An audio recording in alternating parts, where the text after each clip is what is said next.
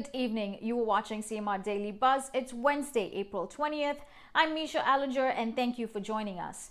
Leading today's headlines, reports of a fatal shooting came in earlier this afternoon at Windsor Park. More details of the incident will be updated on our social media platforms and website, caymanmallroad.com.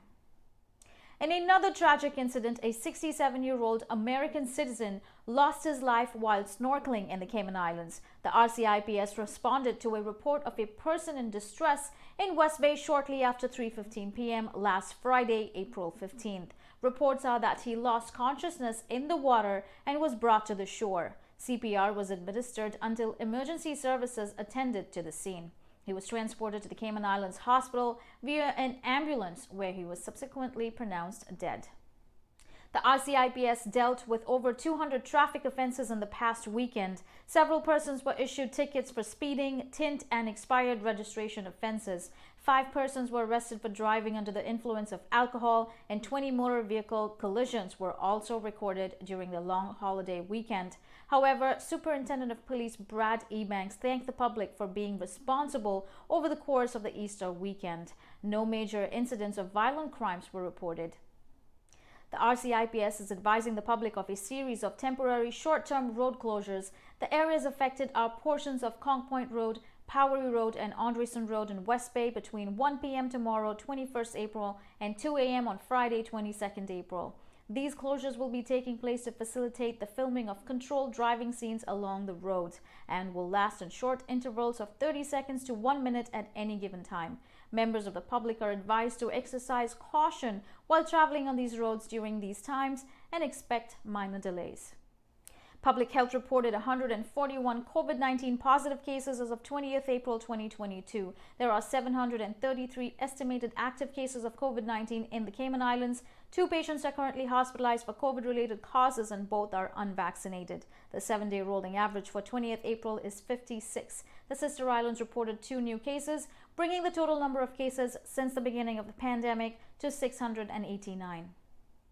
Speaking of COVID, His Excellency the Governor Martin Roper announced via social media that he and his wife have tested positive for COVID-19. Mr. Roper said he's working from home and hopes to be released from isolation in the next few days. The governor also used his post to encourage persons to receive booster shots to those applicable as soon as possible. A 4th booster dose is available to anyone over 18 who received the 3rd shot more than 6 months ago.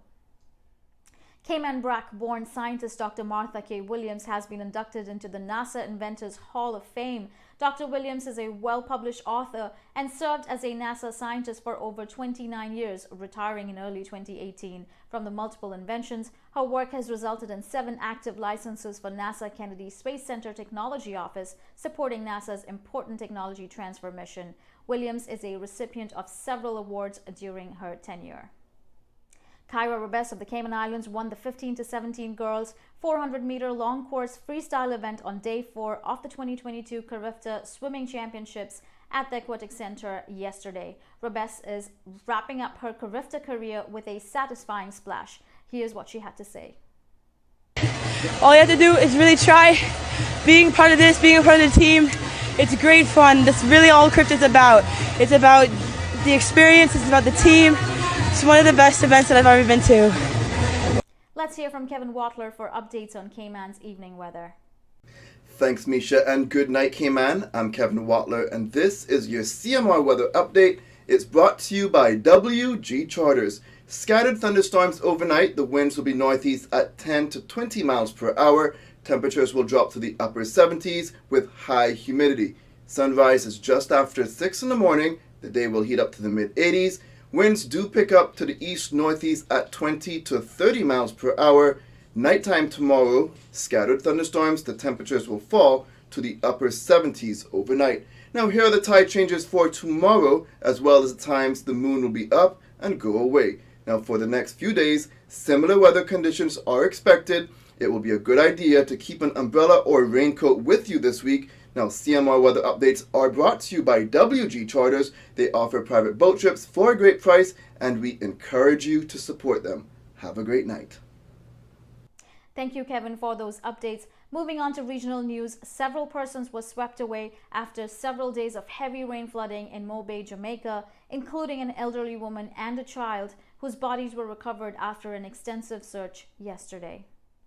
In international news today, an early morning hot air balloon ride over Melbourne, Australia was more eventful than expected when it crash landed on an apartment rooftop. The incident was filmed by passenger Jade as he and 12 other people were bounced over roofs and treetops, and he described it as terrifying. The balloon was part of a fleet of 6, with the other 5 balloons landing safely. No one was injured during the incident.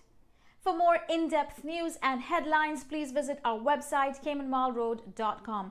Tune in to The Cold Hard Truth with Sandy Hill tomorrow at 7:30 a.m. on Facebook, YouTube, and Radio Bobo 89.1 FM.